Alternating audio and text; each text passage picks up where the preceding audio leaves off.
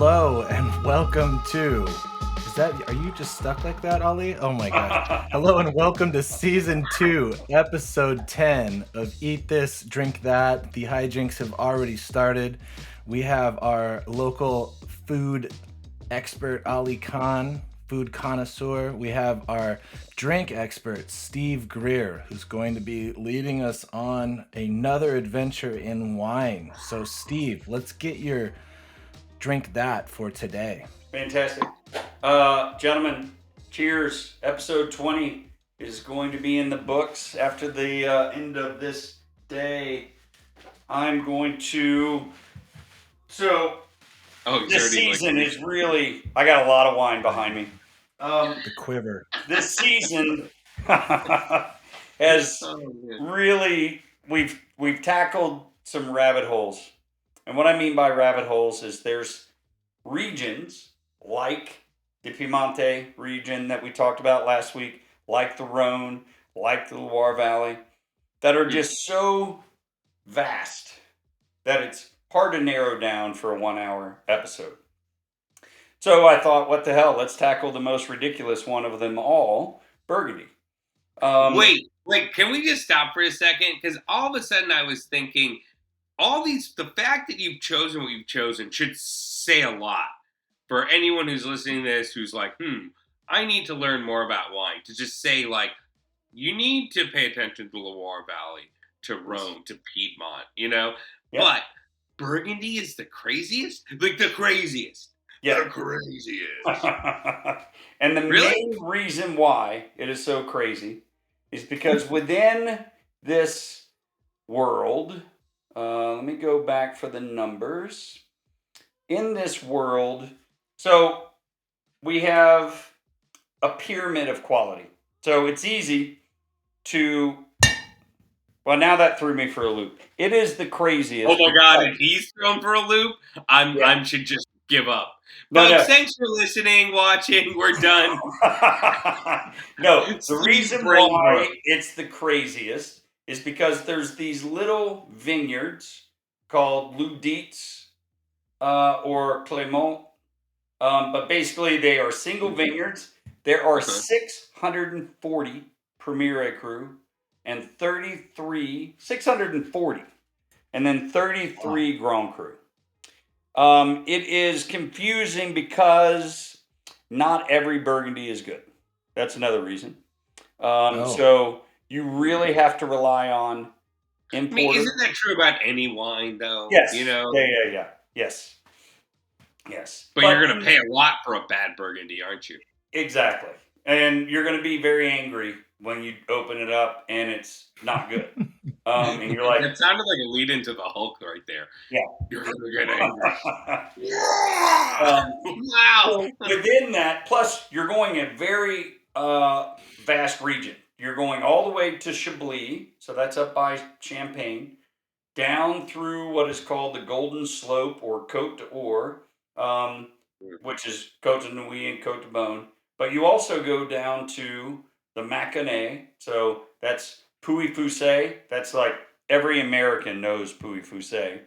And then you go all the way down to Beaujolais. Beaujolais is a part of Burgundy. So Burgundy is a bunch of freaking wines we've already heard of, is what you're saying. Yes. And we are going to simplify it because it is very rewarding in the sense of when you nail it, it is amazing. It's an experience. It's not just drinking a glass of wine. You are really enthralled by this glass of wine. Like your experience with Gingendas, you're going to get similar experiences when you nail it in Burgundy. So I'm going to simplify it only by talking about white Burgundy and red Burgundy, Chardonnay and Pinot Noir. That is it. So those are the two grapes. You have white Burgundy, it's always Chardonnay. Red Burgundy, always Pinot Noir. So that makes it easy right there. I've never heard him so to the point about anything. You know what I mean? Ever. I'm so scared to say anything. Mine was never going to end if I say one thing. I'm just going to shut up the whole time. I'm scared to say anything. So strangely, I thought I had some inexpensive white Burgundy. So I'm not going to separate this episode to white. Let's talk about white Burgundy first, and then we'll talk about reds. We're going to talk about the whole area because I think it's simpler to understand the steps of quality, and those steps of quality apply to white or red, so it doesn't matter. So you have regional at the bottom, you have regional appellations. So you have Burgundy, white and red. So you'll see on the label Bourgogne or Burgundy. That's telling you it's coming from that regional level of quality. That can also be Haute Côte Nuit. I have one of those. Haute Côte Bonne and Haute Côte Nuit. So these are, think of a very broad area, like you're buying a California wine. That means the grapes can come from anywhere in California. Then you go in and you go to Sonoma, and then you go Russian River, and it keeps getting smaller and smaller and smaller. Same theory. The Burgundy appellation is the grapes can come anywhere in Burgundy, and then when you go to the next level, it's from a very smaller place. So right above that are your villages. So Gevrey, Chambertin, Pouilly-Fuissé, Macon. There's a whole bunch of different villages. So those wines are all Burgundy. So when I've had a Pouilly-Fuissé, when I've had a Macon, I've been drinking white Burgundies. Yeah, that's Burgundy. So I've already mastered it. It's cool. You've already had it. You know it all. Yeah, you know what's going on. And then right above that is when you start getting into the crazy clay malts. So Premier Cru. I don't have any Grand Cru. Grand Cru is very expensive, so I don't have any. Plus, less than 1% or right around 1% of all the Burgundy that's made is Grand Cru. There's not a lot of Grand Cru. It only comes from 33 vineyards. I didn't bring any Chablis today, and I have a ton of Chablis. So I have some Grand Cru Chablis, but I didn't bring any today because I really wanted to focus on just Burgundy. What makes Grand? What makes Grand is what I should say. Let's talk about why there's 640 little Ludites or Cléments or vineyards, and why there's 33 Grand Crus. That's because for centuries you had these monks who literally just farmed this land for centuries and recorded everything about it. So this little plot of land over here on the left gets more sunshine than the one over to the right in that little valley that dips down. It also drains water better, whereas the vineyard over here might have water retention, so the grapes just aren't as good as the one over here on the hillside. It's also the soil. It's also the exposure to sunlight. There's so many different things that it took centuries to figure this out. So is this why they take a vow of silence, because they're just too busy with the wine? They're what's too going busy on with here? the writing about the dirt. Yep. Some good dirt over here. They're too busy. They're a little drunk, and they're also making cheeses and all the other stuff. They don't have time. Grand Cru is like the Upper East Side of Burgundy. You know what I mean? Like, we're opening up the wall here. The top 10 most expensive wines in the world are all Burgundy. They're all Grand Cru, and they're all fine. You know what? That's crazy. So wait, I'm curious. Like, how long? I mean, you hear monks. You picture like way back when. How long have the monks been recording this stuff? Because I think that's worthy of. This isn't like some Johnny Come Lately fad. How long have monks been writing down about this primo freaking soil in Burgundy? I think it goes back to the 1100s, but let's double check. I mean, I think in general, especially in my world, I can be like, oh yeah, I just had the $6,000 omelet. That's what some idiot came up with in like 2002 to get on the cover, to get into a GQ magazine, right? Hey, I dumped a bunch of caviar and gold flake, and now it's a $6,000 omelet.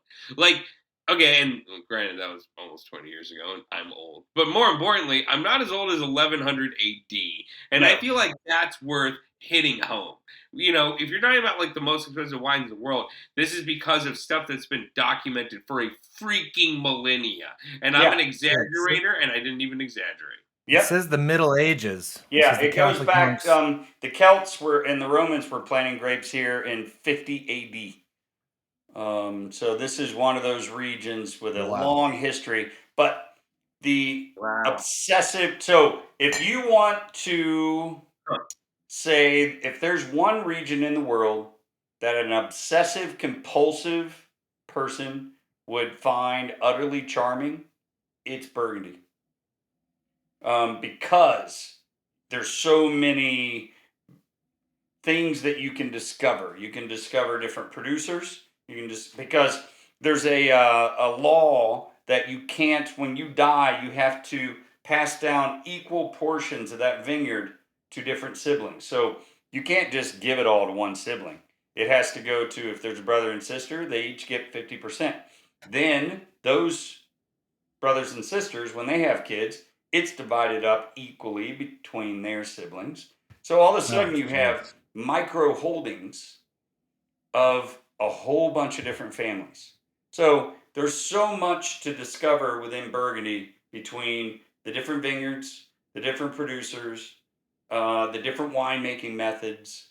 It is the perfect. So how does it? This is crazy, and I can't. We're going MSNBC for a second. How does micro holdings make the wine better? It doesn't. It just means those people can sell the grapes if they want, Yeah. or they can make wine. Or you have just all these people, and we're going to talk about some crazy people like where do you go? Damien Martin, mainly, and his grandfather started making wine in Burgundy. And I'm going to screw up most of this story, but what I do know is this guy mainly makes white Burgundy down in the Maconnais. So Macon, Salutre, that kind of wine. But he also makes this red. And I know the importer, Jeff Welburn. So I'm like, I'm going to try it. Of course you do. There's just so much to discover and have fun with. And there's a lot of stories because the top 10 most expensive wines in the world are all Burgundy. And there's very little of those wines made. Some of those wines might be 50 cases. That's it. Because their holdings are so small. They only made 50 cases of that wine. So Burgundy gets the storyline to a lot of wine drinkers that it's not affordable, there isn't any, and don't even try drinking it because you don't deserve it. It's But totally it sounds like untrue. some of the cost is because there's just not a lot. Yeah. And when you find out there's not a lot, and you have people who are freaking buying bottles of wine and keeping it in a storage locker, Right. you know what I mean? Like someone like me who's at the big box store of wines, like, I'm gonna have to drink this sourpuss Bordeaux to have with my slow cookers too. That's a really good point.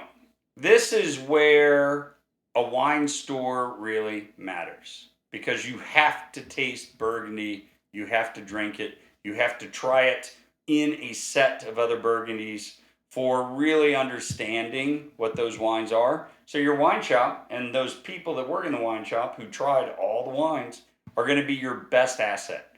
Or knowing producers like Favely, this guy, it's a negociant. They buy grapes. They also own vineyards. They make really good wine no matter where it is. So this is a safe bet to buy the entry level Burgundy, red Burgundy. That's a Greer pick right there, Favely. Yeah. Get it, no matter what. And then when you get up into, and we'll start breaking these down wine by wine, but that's a really good point. You want to find your wine shop. You want to find someone in that wine shop you really trust. And then you also want to start recording importers and producers. And then that's all you need to know about Burgundy. And then go have fun with it. Because that top 10 wines, the most expensive in the world, those are $5,000 a bottle and up. Whoa. Yeah. Jeez. We're not going to drink those. There's a lot of those wines I've never had as a wine professional, ever. No one's opened those up for me. So, Yeah. long story short, you can still enjoy Burgundy without even going into that stratosphere of ridiculousness. You can stay where we're going to stay today. Most of the wines here, until we get over here to the other side of the table, the entry levels are 20 to 30. And then the Premier Cruise that I have are anywhere from 70 to 125. There are some expensive bottles. That's significant because just do the math. Can you just do this for us? I think this will always help too because when we get into some of these wines, I feel like you really will appreciate their magnitude when you see them on a wine list. And if they're on a wine list, you're at a nice restaurant. So Yeah. 75 to 125. Break it down for me. What's the restaurant price for that? That can be, so let's say, depending on the Triple it or double restaurant. it? Triple it, probably. Yeah, it's triple. Usually it's triple. One that pays for storage for some of these wines because some of these wines aren't ready to drink. So they have to buy them and they have to hold on to them and they're going to cellar them for you at the restaurant. That covers the glassware, that covers the somm, that covers a lot of things. 3 times is the normal. 2.5. Dang, $225 for a $75 Yeah. Yeah. Now, there's some restaurants, like our bumbling, which the restaurant we will never ever name, but the bumbling psalm that said your Assertico is pedestrian. Pedestrian. That's a 4-time place. They mark up 4 wow. times. So $100 bottle of Burgundy from the distributor to the restaurant would be $400 on the list. Yo, 125. You know what's funny? You just to appreciate the number and what you're talking about here. I mean, that to me is like, honestly, that's a once in a lifetime scenario for me to go to a restaurant and be like, to get like $100 glass of wine. Bro, I could drink 3 bottles of wine. Let me just, you know what I'm saying? Let me just let you hit me. I can drink my mortgage.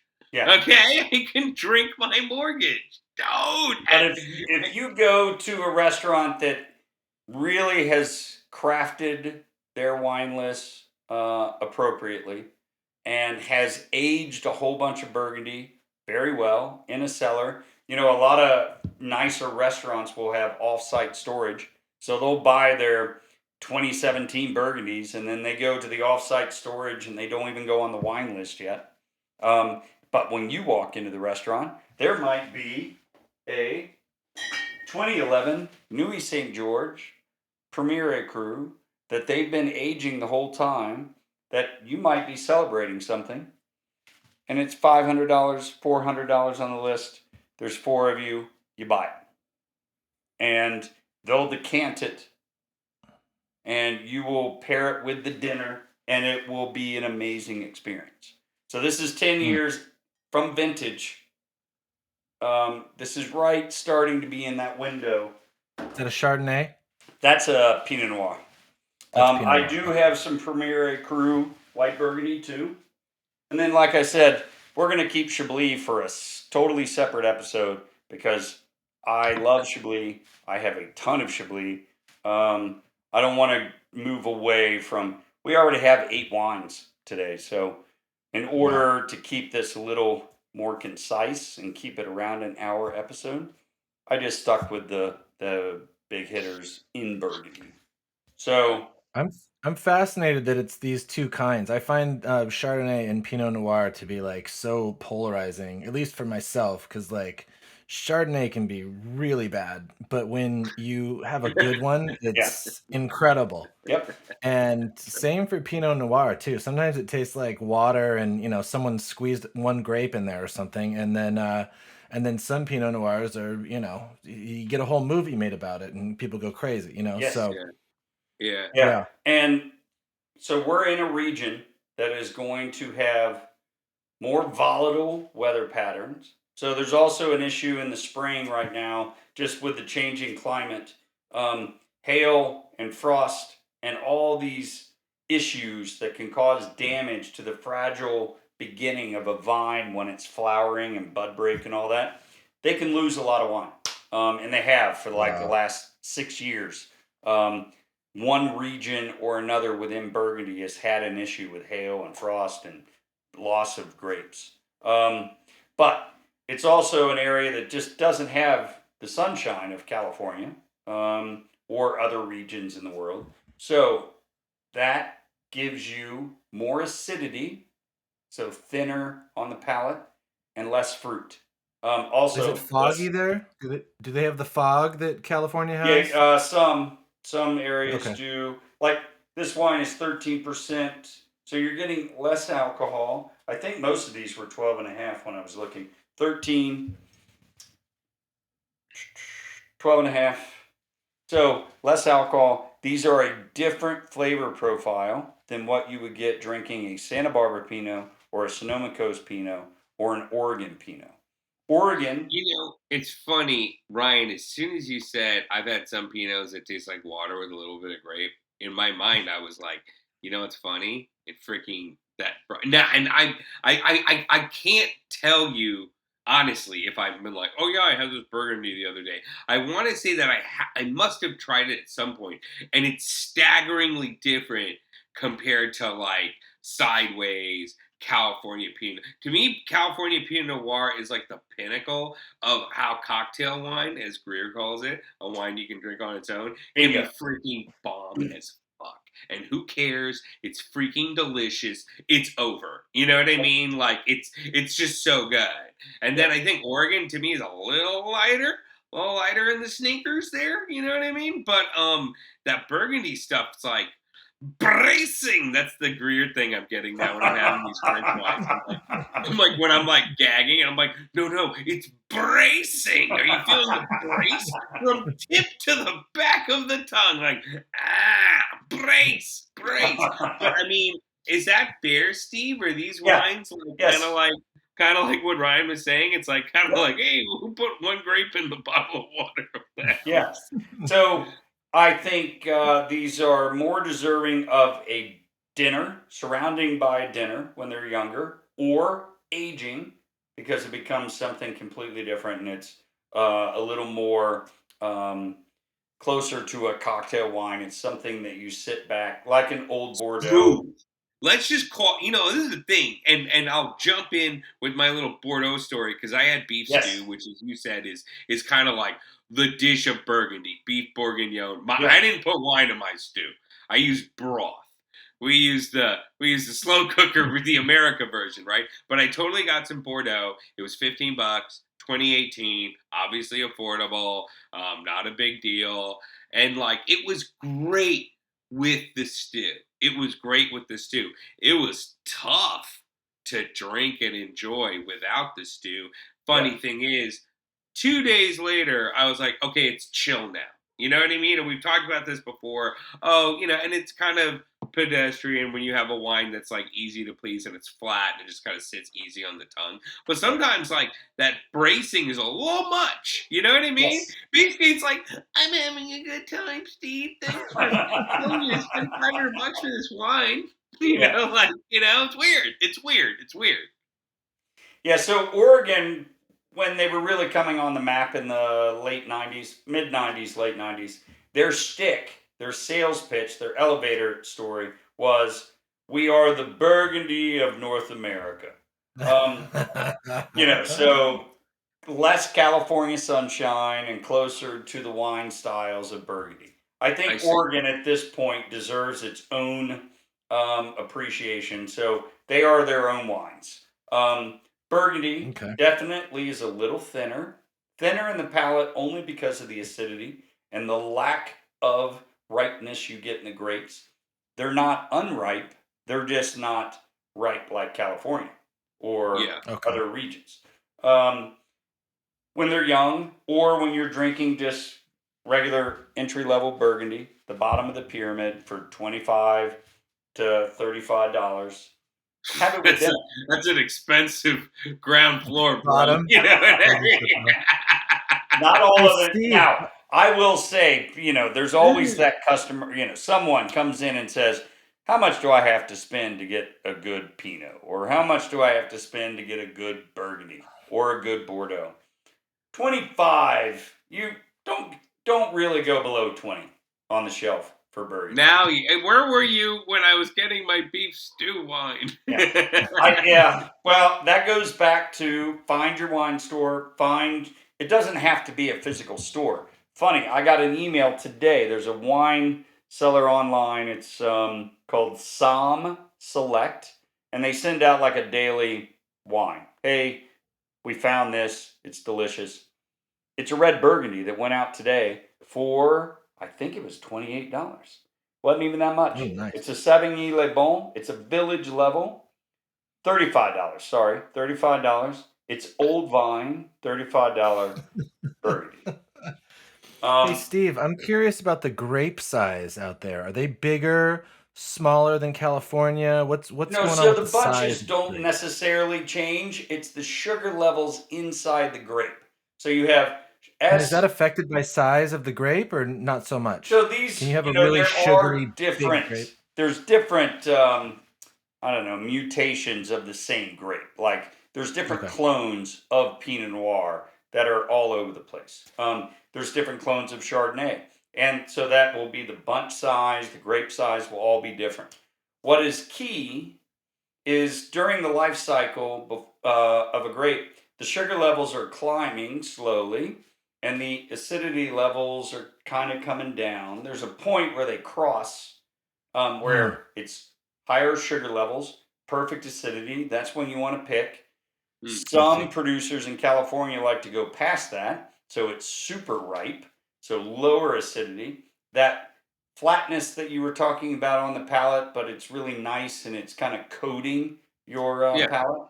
That's when the acidity levels go down and the sugar levels are going higher. You get more alcohol, you get more texture. You don't really do that in Burgundy. You get to that ripe point where the acidity and the sugars are in balance, and you pick. Nice. You also, because of the weather patterns, you also have to be very aware of the impending rain that is coming. Yeah, you can't be messing around. You can't be give it another week. It's like, no, dude, we're not in Central California. Things You are might gonna be get screwed winter's if you wait a coming, week. bro. You gotta Yeah. pick. You wait a week, you might be in the middle of a downpour, and the grapes are, you're in trouble. So you have. What does rain do to a grape? Too much absorption. Too much. Okay. Yeah. I know there's it's just too much absorption. You don't hear about it in California. I mean, most of the places, vineyards I've gone to in California, they never talk about rain coming. They talk about either temperature, too much fog, too little fog, that sort of stuff out here. Yep. There was a kind of pushback against the higher alcohol California wines 10 years ago called Pursuit of Balance. It was a Somm and a couple other people that were like, I don't like these California wines anymore, blah, blah. We want wines that are more balanced, meaning more acidity, less sugar, less alcohol. Yeah. So those growers were picking early because you don't have to worry about, usually, you don't have to worry about rains. You get to dial in the idea of what the wine is going to be when you pick it in California. So some of those guys pursuing the more balanced wines like Burgundy were picking earlier, so the sugar levels were lower, higher acidity. But for these wines, almost universally, you have more acidity and less fruit. The fruit will appear tart and red fruit as opposed to blue fruits and black fruits of a rich Santa Barbara Pinot Noir. Yeah. But so on these four are some of my favorite importers or producers. They're all the regional level. So Burgundy, and then there's one Côte de Beaune from the Haute Côte de Beaune. So that kind of encircles the Beaune region, and it goes out to some of the valley floor stuff. It circles the Beaune region? Yeah, I know. As soon as I said that, I was like, wow. I shouldn't have used. Yeah, I was thinking like, bone. Yeah. I thought about Roll the Bone, which is an obscure Rush album. Rush album. You have Côte de Nuit is the northern little portion. That's the famous red Burgundy Grand Crus. Then you have Côte de Beaune. It's underneath. Those are the famous white Jeez, Burgundy. Don't do that. Don't do. So Oh, this is one of my favorite importers, Kermit Lynch, and favorite producers, Regis Bouvier. There's a funny story. This is from it's just Burgundy. This is $30. Montre Cool. This refers to the vineyard. It's a very steep vineyard. And actually, Montre Cool translates to showing ass. Because, and even on, I knew right it. up his alley. even on the label is a No way. picture of a dude standing behind a woman who's harvesting the grapes. Oh wait, all right. Now I looking want to straight see. I up just her saw a skirt. little boy like going up the hill. I'm like, that's cool. Let me see Yeah. the. Oh my. Oh my Yeah. gosh. Hey, you know what's so funny? This whole time you've been showing some of these labels, and I'm like, oh, they seem very like honestly, they look like this looks like some good wine, like Right. cursive. That's it. No, there's no truck, there's no car. But then if you look carefully, it's like, oh, look at that. It's like a dirty Yeah. comic strip. I had Yeah. no idea. Yeah, It so looks kind of like those Tropicana ads or something where the dog is pulling on her Yes. her shorts or whatever. yeah. So this is kind of a play on. This is a very steep vineyard. So if you were to be below a woman harvesting the grapes, you would be looking straight up her skirt. So Here's the thing: but a woman who dressed like that doesn't work. yeah, At least not exactly. in But this producer, this wine is beautiful every single year. I try to find it before it's gone and get some. You can drink it young. You can drink it with dinner. Oh, for real? So, all right, Yeah. I want to get through the Ali checklist. I Yeah, can yeah. drink it today. It's Today. going to cost me under 40, you said? 35 Oh bucks? yeah, under 40. I think this was 25. Now, what am I? Oh, 25. Hey, that's Let me freaking. double check. I wanted to before I ask about start. the aging of the wines too. If we can tie that all in, I'm curious how the aging is Oh, for this stuff. you could also buy a case of this when it comes out and put, and drink one a year, 2 a year, and have it for 5-6 years. Nice.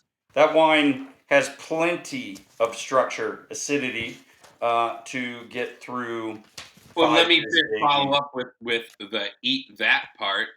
What are we Oh, eating? I'm sorry. This was the $40 one. So knew it. yeah, Sorry, this this was is $6,000. I shouldn't have shown this. The Favely is Once again, 25. Godfrey, it's another piece of ass you can't afford. Yeah, the Favely is 25. This was the one that was under 20. The Monte.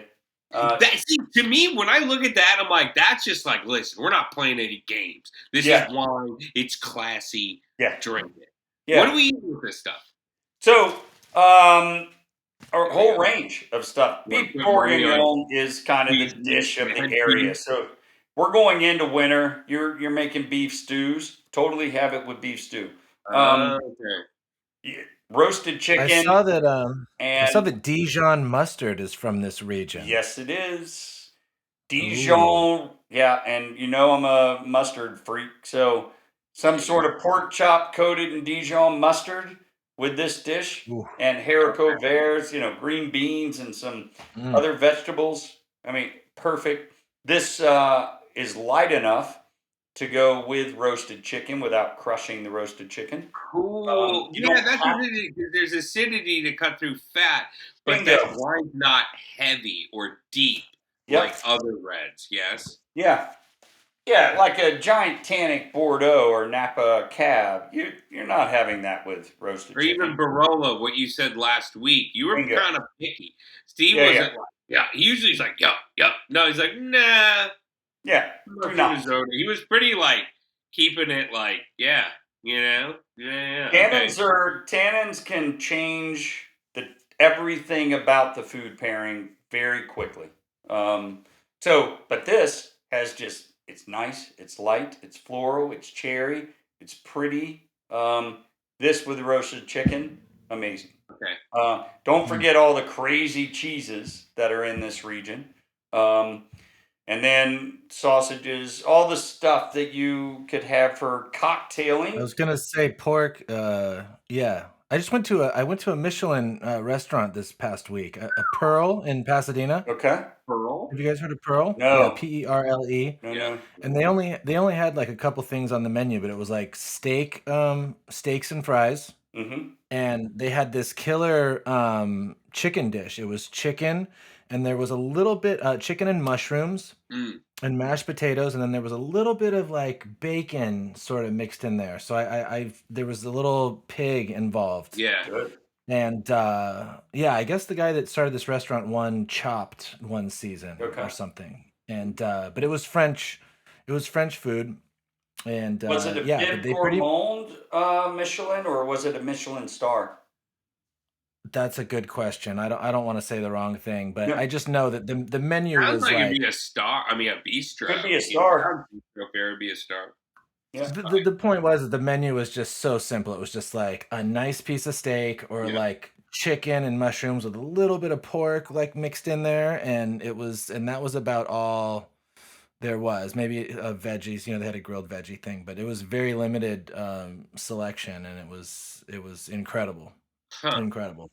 And But you don't have to limit yourself too on these dishes. You can experiment. You can go into the pork carnitas tacos and without a lot of oh, spice.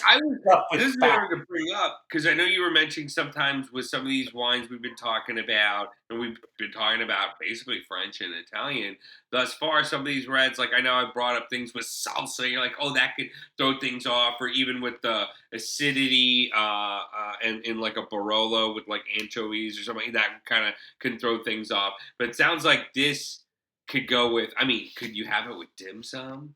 You know what I mean? Could you have it with samosa? I don't And know. when we get to the two white burgundies, I have white burgundy and dim sum all day. really? Whoa, that is the dopest thing. That is the podcast. White burgundy and dim sum all day should be. Could we just retweet that all day? Isn't dim sum usually for breakfast or a little before lunch, Ali? You can What's eat going dim on sum here? all day long. Well, you know what's funny is like, yeah, I mean the traditional. Well, here's the thing. There's how it's served at a restaurant, but from what I understand, its original origins was it was simply like travelers. Like we're talking back in the day. Right. You're a traveler. You stop in, have a tea and a bite to eat. So Yeah. technically, it's a friggin' happy hour. You know what I mean? Like from Right. And I guess by design, right? It's usually meat with some, dough sort of around it. It's just a So that could go all day. a sea of that, a sea of those delicate dumplings and Yeah.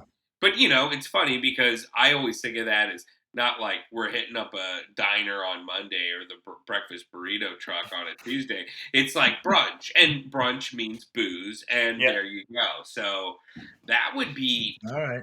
That's I also want to say too. I'm not 100%, but there was a really dope, like one of the many random sushi restaurants in Los Angeles that you walk in, you're like, this is rando, and it was super expensive and nice. And the place had apparently one of the few places back in the day had an incredible list of Burgundy wines. Like he actually went to pair wine with sushi. It was in like Filipino town. And it was like one of those spots where like it was just the dude, and if he didn't know you, which was odds are first time probably, he didn't give a shit if you were alive. And I remember my friend went, and she was like the regulars were getting stuff, and she's like, I wish I was them. You know what I mean? He's like, here you go, rough dude, whatever, but like stupid wine list. Like, and that's the other thing. It's not just we have wine, we have burgundies. Like, big deal with sushi. Kind of crazy. Since we're talking about breakfast, and I just thought of bottomless mimosas or something. Do they have sparkling wines come out of this region, or not so much? Yes. So Cream malt, and there's also rosé that comes out of here too. So they make white, red, rosé, sparkling. When it's from outside of Champagne in France, it's called Crémant. Cremant, and then of that region. So it's Crémant of Burgundy, Crémant of Alsace, Crémant of Loire Valley. I'm so glad you said that because when I was researching it, I was looking up Burgundy wine and it said Pinot, Chardonnay, and then it said Cremant, which I'd never heard of. So Is there you that go. how you do homework? I walk in here like an idiot. Oh. Well, yeah, I open it up so I can, well, I'm a visual learner. When he's butchering these terms, I want to see what they're actually spelled like. No, I'm just kidding. Fair enough. I know. Otherwise, No, it's but like yeah, you want to make sure he's not making all this shit up. Is basically. Right. yeah, no, but I really like I learn visually very well. So I open up a page or two Yeah. along the way, along the cast. Snap. The other four at this regional level are all Burgundy. Favely, I already told you, this is a trustworthy producer. Perfect. You can always trust this wine. This is $25.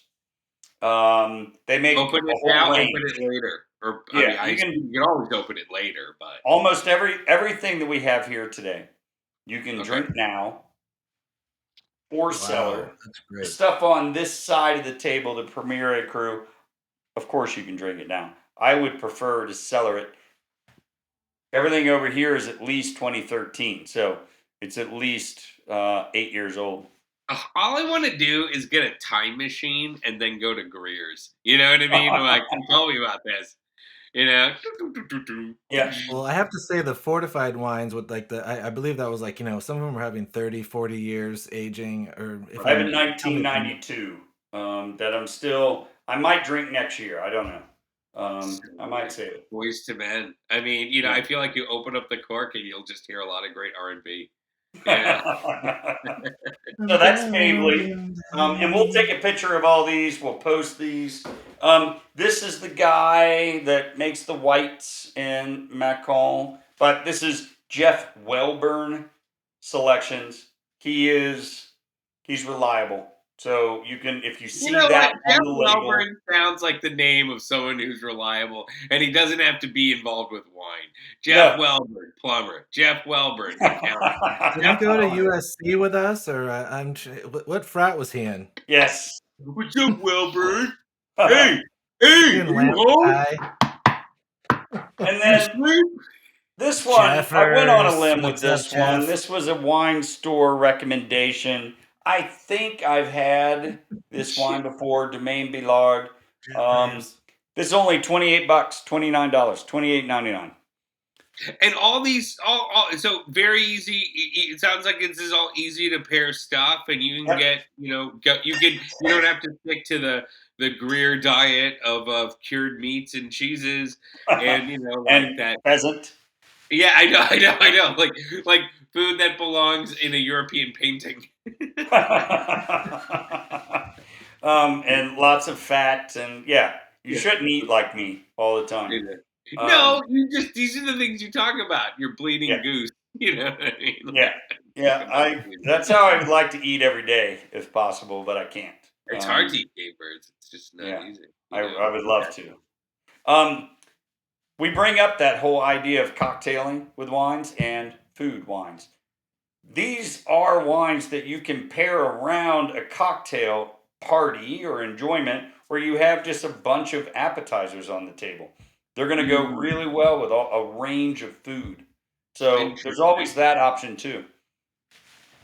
Now let's get to the big boys. So we have one village, and it's a little weird too because it's from a village that's known for white wine. But I love red wine from this village. There's not much of it made, not even that many producers that produce red wine. This is from Sachon Montrachet. So I'll show you. So I've heard of Montrachet, and when I was at a really beautiful restaurant in LA 20 plus years ago, you looked at the wine list, and it was funny because my dad was like, "Oh, they have Montrachet." All these bottles were like three. I mean, this is probably one of the most expensive restaurants in the city, and like we're talking $300 and up. You know what I mean? How much is the bottle, Steve? How much is that one? So this was from when I sold this producer, and I you got the won some contests, blah, blah, blah. I think this is $60. I thought he was going to say $60,000. Dude, you need to get out of that apartment and please just get rid of some of this. Average price on this is $94. Okay. So that's average price. That's worldwide. That's it's not necessary. Yeah. That doesn't mean you're going to walk in to your corner wine shop, High Times or Total where you are, Ali, and pay that much. First of all, you're not going to find this wine. There's very little of this made. Wow. It will go mainly to the coasts, to the importers, or to the importer, to the distributor, to the retailer. The coast of France or the coast of America? America. So you're going to find this more in New York and California than you will in the middle of the country because they don't share Burgundy. Importers like to take it to their important markets, which are California and New York. This is a 2013. This is actually, I should open this. It's not going to be, you could still keep going with this, but I should open this. So that is Village. There's nothing else on this label. This Vio Vin, if you can see that, that just means old vine. That's all that means. So all this is the producer, Bernard Moreau, from the Village, one step above the regional, Cesseron Montrachet, but it's red. So it's a little different. It's Pinot Noir. Now, you're going to open this soon. What are you going to eat with it? Or are you going to take it to a restaurant, I assume? No. I'll do something here with it. I've been wanting to do a big roast chicken meal for a while. So I might, once I get off the road from work, I might just make You're saying Ali and I should fly out there. Yeah. And have like a weekend, a wine weekend. Yep. Now, we're going to stay with the same producer. We're going to stay in the same village. But now we're going to vineyard designations. So we're going one level up. Whenever you see, the labels are a little beat up because I've had these for a while. And these are big bottles. So most wine fridges really don't like Burgundy bottles. So the racks kind of rip up the labels. Whenever you see this on the label, 1ER, that means Premier Cru. That is one level below Grand Cru. You're getting a single vineyard. You're getting something designated of higher quality. So you have regional. We had the Village. Now we're in Premier Cru. 640. And you're judging that based on what? The actual wine itself, the soil. Yeah. No, that's the right person. What's going? I mean, we've seen this. The Cru, the Premier, the Grand. That's all the. That's all those centuries of the monks sitting around in the soil, playing with the dirt, realizing this little plot is better than that plot right there. And let me ask you this: Is it? Yes. Is it? Yeah. Wow, you just freaking. And so I was gonna say, Premier Cru, does that have any effect about who's making it? Like, can you get that plot of land and fuck it up? A whole bunch of people could own in there, and a couple of the guys could make crap, just absolute crap. Okay, but they can still put it on the label. It's all on the label. So you still have to be aware of producer, importer, wine shop, guru telling you what's going on. Gotcha. We're safe here because this is the same producer as that red Cesseron Montrachet. This is Bernard Moreau. His wines are amazing. This is from the Premier Cru vineyard of Champagne. This is from Chenevois. I'm going to butcher this pronunciation because this one's a tough one. Are these whites or reds? I'm confused. Yeah. Now we're in the whites. So both of these are Chardonnay.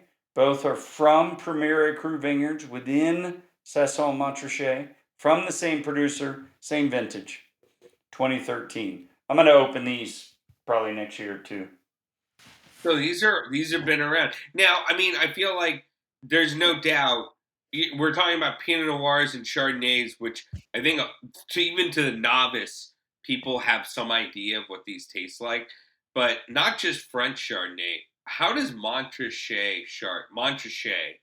that type of French Chardonnay, how is that different than the Chardonnay we're accustomed to when we're at the Olive Garden getting our swerve on. Good point. With that Columbia crest, like Ryan does on Yeah. Sunday. Good point. So you're going up in quality. The winemaking quality is going to change too. You're going to see barrel fermentation. You're going to see batonnage, where they leave it on the dead yeast and stir it, so you get this creamy texture. You also still have this bracing acidity through all these wines because of where it's growing. These are an experience unlike any California or New World Chardonnay that you've ever had. So we're talking, but you use your wine words. I'm gonna give you the Ali words: bite and funk. Like, when you talk about that city, it's just like, dang, you can't not have like some freaking cream sauce to kind of like balance out the mouthfeel. And then I don't know. I mean, you mentioned the freaking dead yeast or whatever. It's like, what's that smell? I'm like, oh yeah, I'm either making wine or there's a dead raccoon in there.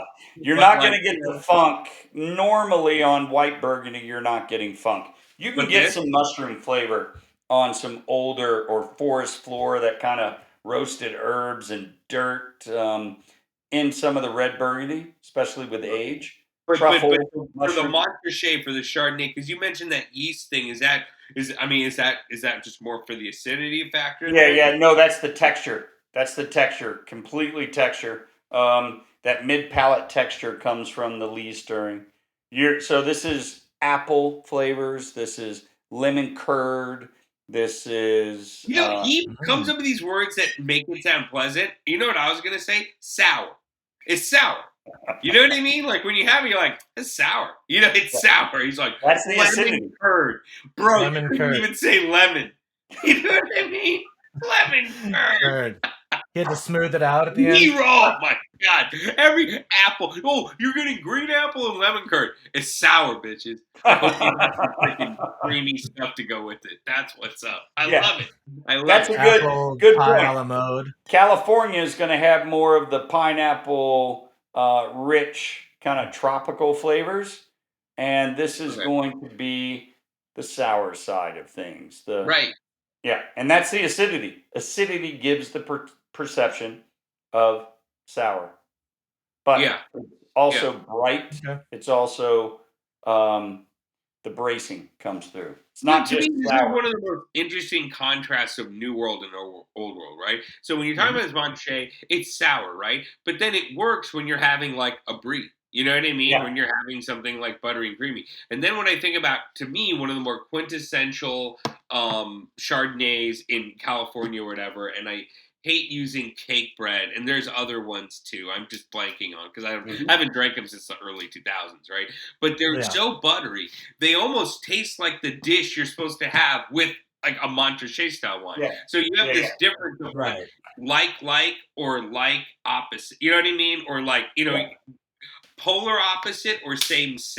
And I think ultimately you get more of a dynamic experience when you go Old World. But at the same time, it's like, it's sour. Do you taste the lemon curd? Hey, don't forget about Époise either. Stinky, creamy cheeses, and these wines are perfect. Stinky, huh? Yeah. Around the bone. Yeah. If you're looking at circle the bone with some stink cheese. Circle the bone with stink. Sorry. Crosby's going to say something. I want to hear it. What were you going to say? Well, no, I was going to say, I think that's why I am so polarized on Chardonnay, because like a lot of times I have it and you don't want to eat any food with it because it's just doing so much. Yeah. That's basically it. And then when I have a good one from Napa or Sonoma, you have a really good one, and that's when you want to start pairing it with the food. But the standard ones you get at the supermarket or something, it's I don't know, it's like you drink it on its own, basically. Yeah, and that's what you would say cocktail wine. That's Greer's cocktail wine, bud. Yeah, right. Cocktail. Yeah, you're just kicking back and drinking. You're not eating. Right. You're not even having a plate of nuts, a bowl of nuts. There's no nuts. You're not even a squirrel in this. You forget you're a squirrel. No. Yeah. You're like that one like skinny friend who's like, she doesn't eat, guys. It's just like, oh, I'm sorry. I already ate. Chardonnay. Well, yeah, just drink it out of that fishbowl glass of hers. Oh, guys, I brought my own. Just brought her own bottle. One for me, one for you. Steve, what is your take on Chardonnay in general? I mean, am I just off base in my assessments of this stuff? No, that was spot on for a lot of California Okay. Chardonnays, especially larger producers, more recognized producers. They are more buttery, popcorn, rich, tropical, less acidity. There's no bracing or sourness to these wines. Do you like Chardonnay or not so much? Well, Chablis in Burgundy, that's all Chardonnay. I see. And Okay. I love white Burgundy. And there's Okay. some California producers that make very beautiful Chardonnay. I will drink Chablis. And I drink Chablis over white Burgundy because, the Sasson Montrachets, the Merceau. Wait, I thought Chablis was in Burgundy. You're confusing me. It is. It's in Burgundy, but I kept it separate because it's just too big. Oh, right. And the reason why I drink Chablis over a lot of these white Burgundies, Sasson Montrachet, Polini Montrachet, Merceau, is I can afford it. The Premier Cru and Grand Cru, you might only spend $60 or $70 for a Grand Cru Chablis. That's it. Or in a lot of the Premier. That's still, dude. Let's be honest. Red commands the higher price. So if you're saying a $60 bottle of white wine is chill, like it's Grand Cru, though. Freaking out. Yeah, no, totally. But you know what I mean? I'm freaking out on that. I'm telling you, that Montrachet thing, it was like everything was like $300 and up for a whitey. Yeah. For whitey wine, like the starter. Let me tell you what those Polini or the Sasson Montrachets cost. Where'd they go? But I can't even remember what they cost. Here we go. Can you count that high? 150. So the two white Burgundies that those are 150. So it's gonna be $450 in a restaurant, let's say. Yeah. Chablis, you can just buy Premier Cru Chablis, and it's $30, $40. That's it. So that's why I drink Chablis over white Burgundy. Just I can afford it. That's why. So there are two wines that are left. We're still in that third tier. So there's 4 tiers: regional, village, Premier Cru, the 1 ER, and then Grand Cru at the top. You can go to larger producers like Louis Jadot, which I know you guys all know Louis Jadot. He's a Burgundy negociant, owns vineyards, etc. I've had the Corton from Louis Jadot, and let's see what it costs right now. It wasn't that much compared Louis to the Jadot other. is one of those French labels. Like you look at the design, and to me, it looks like I don't know, like a Kardashian mansion. It looks just kind of like obvious and tacky. It's like, oh, it's right. And that's one we would see pretty regularly. Yes. Yeah, at Ralph's, bro. At Ralph's. Yeah, everywhere. Let me tell you where you're going to find this wonderful wine. Ralph's. Which is just like the supermarket everyone goes to once a week. Yeah. Let's be honest. Yeah. You know what I mean? So they make a Corton Grand Cru, one of the 33 vineyards. It's $120 on the shelf, average price. That's an affordable. Nice Ralph's. Yeah, that's an affordable Grand Cru. I'm gonna put it's in still the a special occasion. I'm not saying buy 6 get the 7th free. Yeah, why not? That'll be $1,100. Yeah. But I don't have any Grand Cru today. So the top 2 reds that I have. She closes her lane after you buy it. She's like, I'm done. I'm done working. Yeah. This is another village. Well, this is a great producer, Henri Gauge. Nuit Saint George is the village. La Vacherin is the Premier Cru vineyard. This wine, this is also around 125. I'm not saying these are cheap. I had to buy these. I bought them because I wanted them. but I did spend a little bit more money. Part of it was a wedding gift, so I knew they liked it, so I bought 3 of these and I kept 2 for them myself. You can't just buy 1 bottle for a gift. You got to buy a couple for yourself. You gotta Slow taste cooker for it. you, slow cooker for me. This Best is career way. 2011. This is 10 years from vintage. I would start drinking these here soon.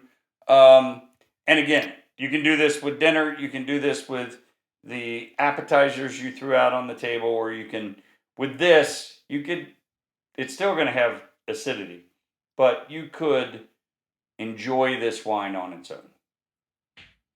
You're still not throwing it back like you're drinking a California Chardonnay during cocktail happy hour, but you're thinking about this wine as you drink it. I still would have it with food because it's going to become something else. Just like your Zingendas with your dinner, it changed completely, and your experience was amazing. It's the same thing.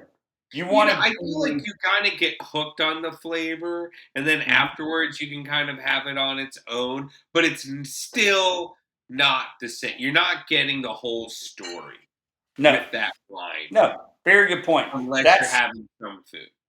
That's the way you look at these. Yeah. Okay. You're not having the whole story. You're only getting half the story. Yeah. Having it with dinner, you're getting the full experience. Yeah.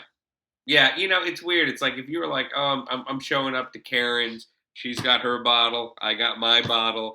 I just brushed my teeth."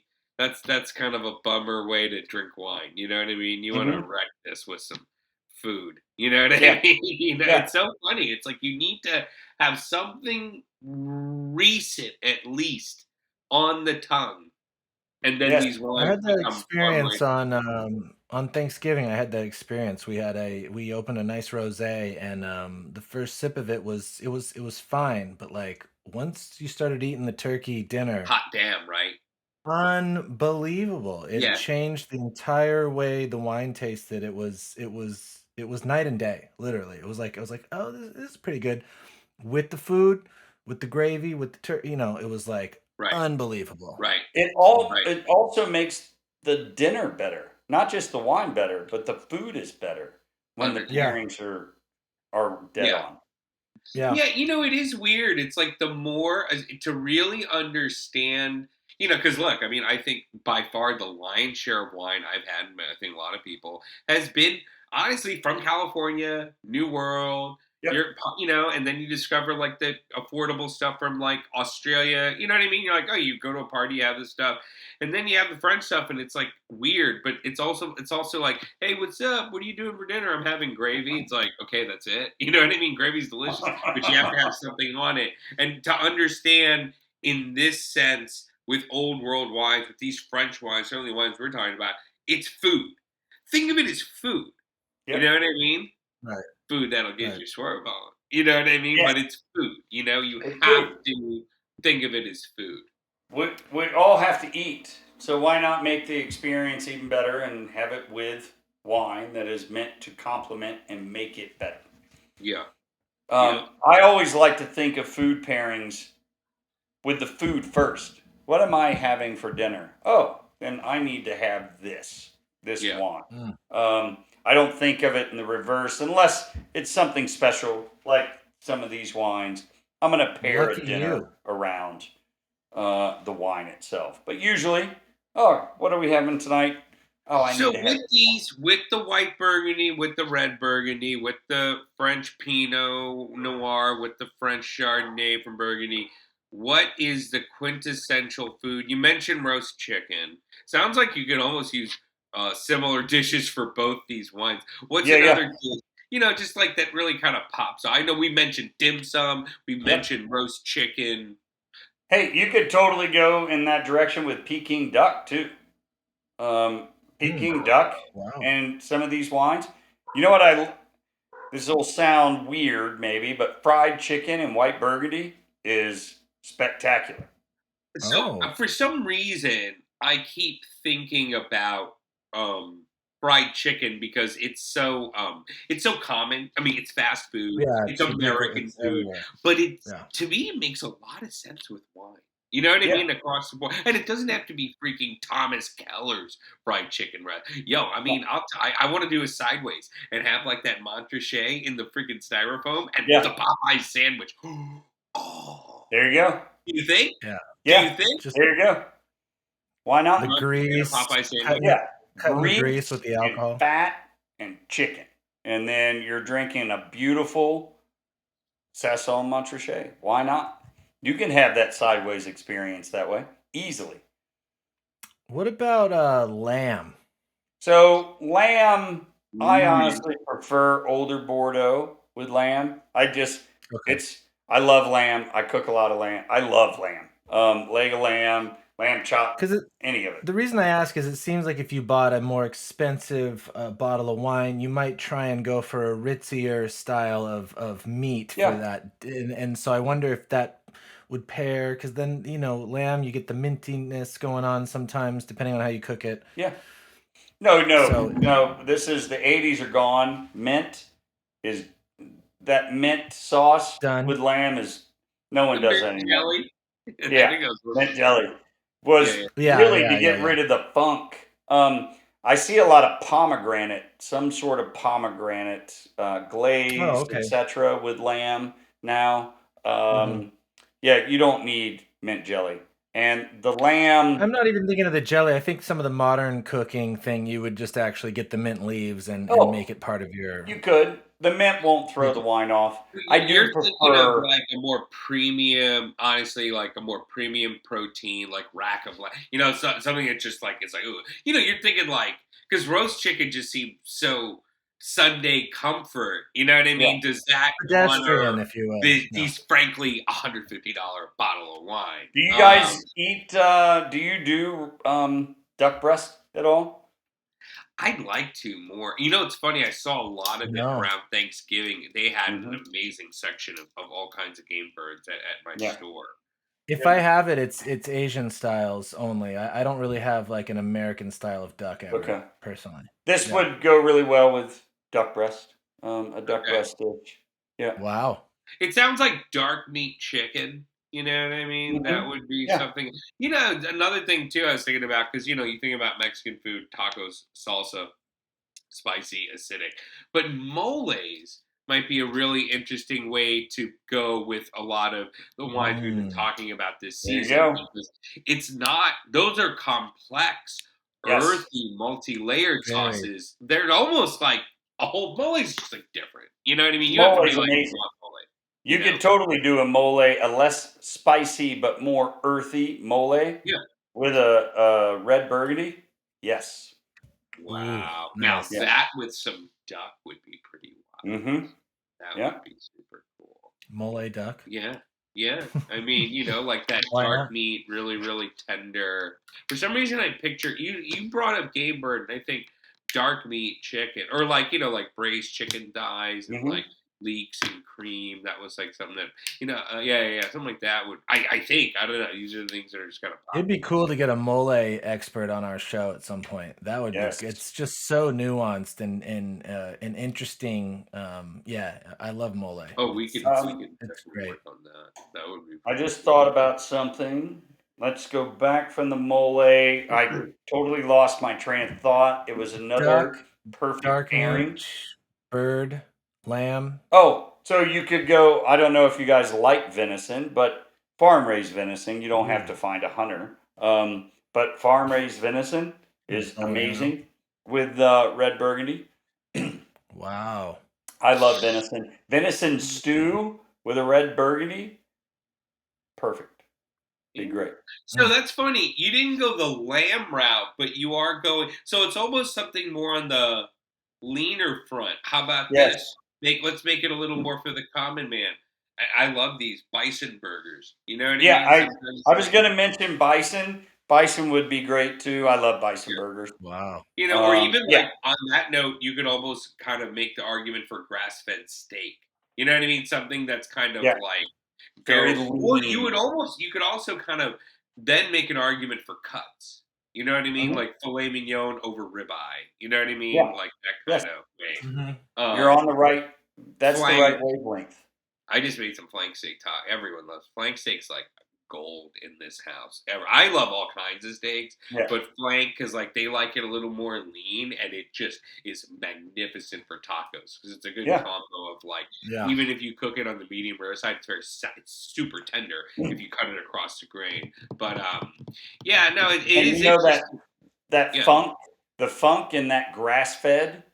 It's not for everybody, but it'll Yeah. pair really well with the funk from red Burgundy. Yeah.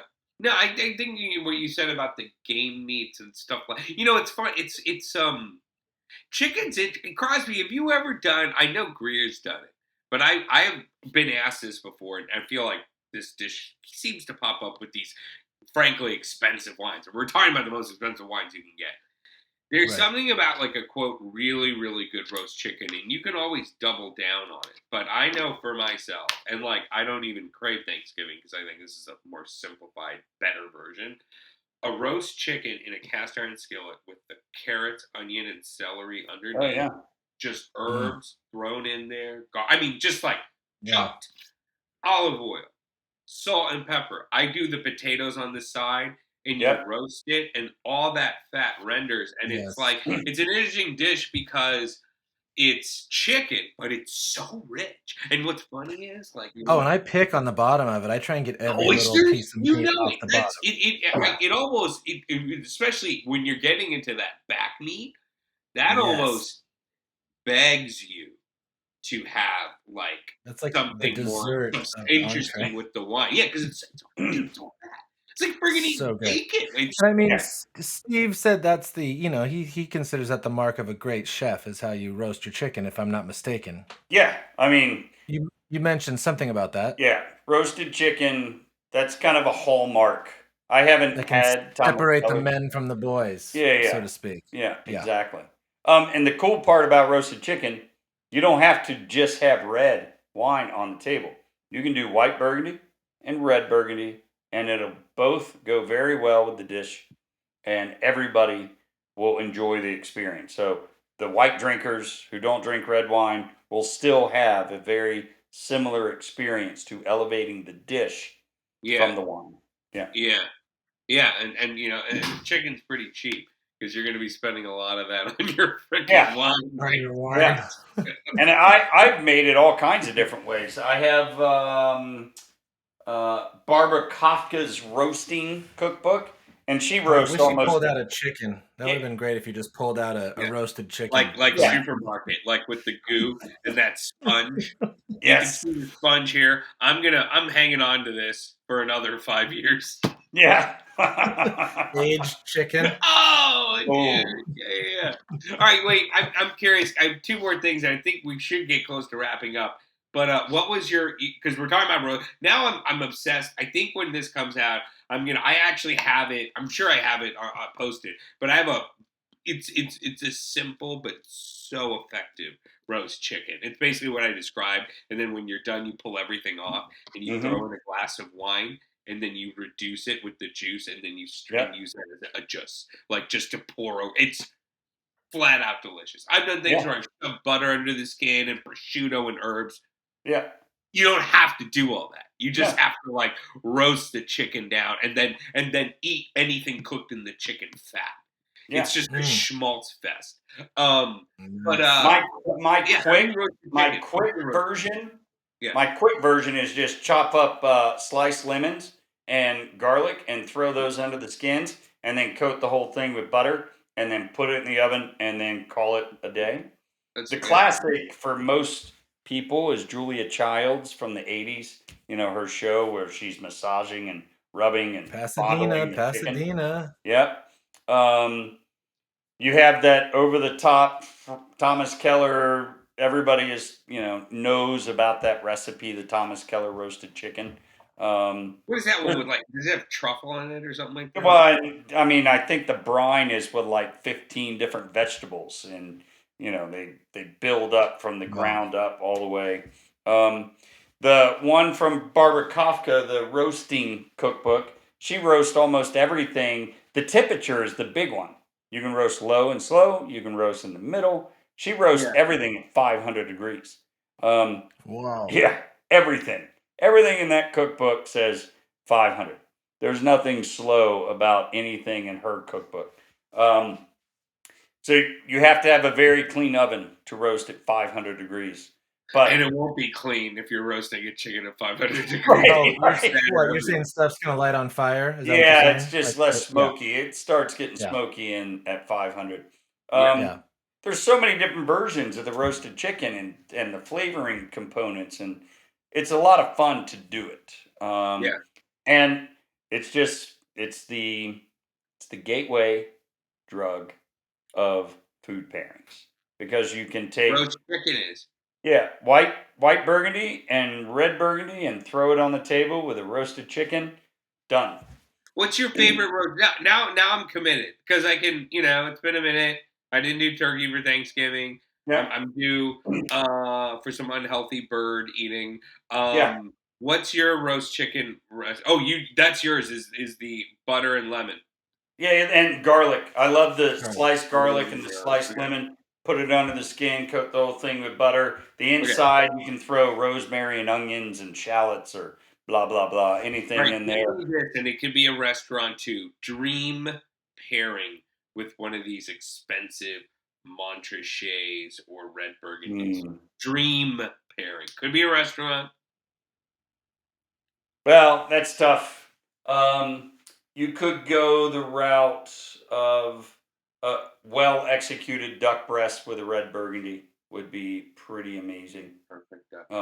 I always like to go the French red style. A French style duck breast, or what? Yeah, what style so some of the just it's almost medium rare. We need higher temperatures to cook duck breast correctly. Okay. The nice sear, the fat. There's that restaurant on Melrose, and they use Duck Daughter Duck. The woman up in Sonoma that makes raises some of the best duck, and she's called Duck Daughter. They do a duck version that is over the top. It's not Calinda. It's right down the street from Melrose and Vine. I'll remember the name. We'll tweet it. And then Republic. You're saying you got to throw down on the duck. That's good. Duck. You don't have to. So, like I said earlier, I like to go the reverse. I think about the food first, what I'm going to have, and then I go with the pairing. So I don't always think of things in terms of I'm having this exquisite Gevrey Chambertin Premier Cru Red Burgundy. What am I gonna make? I'll figure out, because I eat a lot. I think of the food first always, and then I'll go through the pairings. Okay. But yes, a nice and Republique on La Brea. Yeah. Don't they have the duck? I didn't have it yet. Don't they have that press that presses the bones of the duck? Well, I'll have to look that recipe up. Oh, I know what you're talking about. Yeah, it's very expensive. On an episode of Fuck That's Delicious. Action Bronson had Daniel Boulard's. I think, like, dude, it makes hamburger look like salad. Yeah. Like what? And I remember he had some crazy wine, and he gets up from the table, and he just goes to him, and he goes, "I just gotta say, blowing my fucking mind right." And he just like stops eating to just like take this moment, it's like he cooks the thing, he cooks the other thing, and then it freaking gets a crank out, and it's like, I'm gonna like take this pate and turn it into a cornflake and put it under the skin of a roasted beast. Like, you're just like, oh god.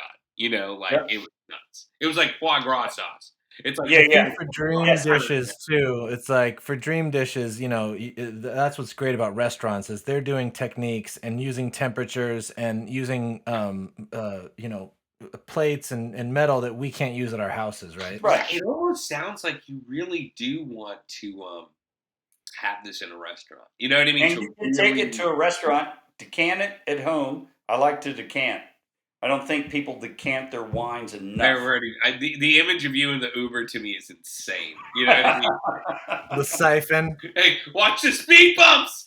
This is $190 white wine. Yeah, I don't think people decant enough. And then that's a great idea. you can have the meal prepared for the wine you're bringing in. And what is, And pay the I mean, corkage fee. the most 10, corkage fee $20. I've seen is $50. So whatever.